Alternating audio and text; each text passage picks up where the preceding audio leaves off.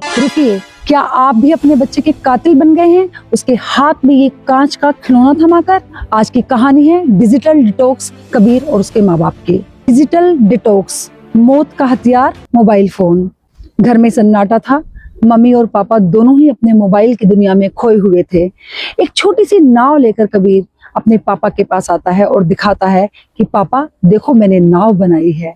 कबीर कहता है, पापा कितनी अच्छी बारिश हो रही है, चलिए ना बाहर चलकर इस नाव को चलाते हैं। पापा कहते हैं, बेटा ऑफिस का एक जरूरी मेल पढ़ रहा हूँ, जाओ मम्मी के पास जाओ।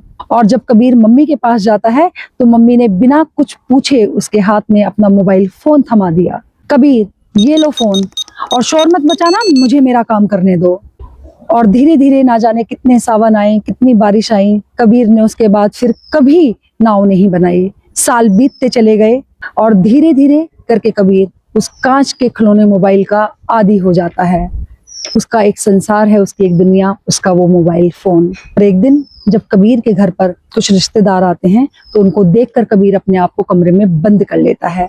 उसके पापा जोर से उस पर चिल्लाकर कहते हैं, बदतमीज बच्चे, तुम्हें पता नहीं है कि रिश्तेदार आए हैं, बाहर आकर बैठो। कबीर उनकी एक नहीं सुनता। उसके पिता के लिए ये बहुत ही हैरान करने वाला दृश्य था और वह परेशान होकर शाम को उसकी माँ से जब पूछते हैं कि कबीर को क्या हुआ, आत्ममंथन करते हैं तो वो पाते हैं कि कबीर तो दिन रात उस कांच के खिलौने में ही डूबा रहता है। रात को कबीर के सोने के वक्त मम्मी पापा दोनों उसके कमरे में जाते हैं और कहते हैं, बेटा हमारे पास आकर बैठो ना।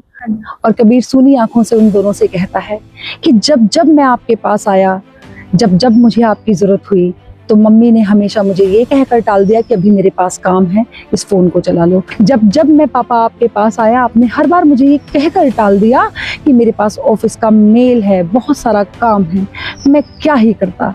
दोस्तों याद रखिएगा, शांत बच्चा हमेशा सुधरा हुआ बच्चा नहीं होता, कई बार वो होता है डिजिटल कोमा में। ये मोबाइल फोन बच्चे ने आपसे थोड़ा ना मांगा था, आपने ही अपनी फुर्सत के चंद पलों के लिए मोबाइल फोन उसके हाथ में थमा दिया था। इस कांच के पिंजरे में कैद बच्चे को आजाद कर दीजिए इस 2026 में।